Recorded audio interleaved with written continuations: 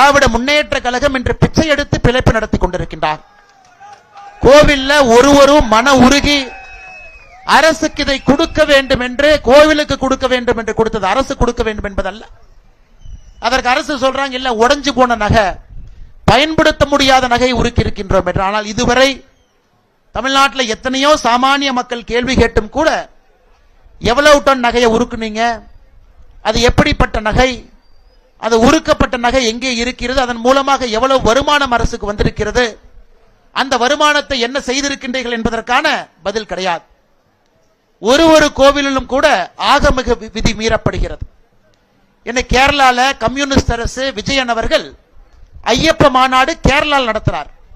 இல்ல கொடுமை என்ன தெரியுங்களா, பேய்னு கேட்டா பிசாசு வந்துச்சுன்னு அந்த மாநாட்டுக்கு சிறப்பு விருந்தினர் யாருன்னா தமிழ்நாட்டினுடைய முதலமைச்சர் மு க ஸ்டாலின். கொடுமை பாருங்க, கேரளாவிலே நடத்தப்படக்கூடிய ஐயப்ப மாநாடுக்கு சிறப்பு விருந்தினர் தமிழ்நாட்டினுடைய முதலமைச்சர் திரு மு க ஸ்டாலின் அவர்களை கூப்பிட்டிருக்கிறாங்க கேரள அரசு அதிகாரப்பூர்வமாக.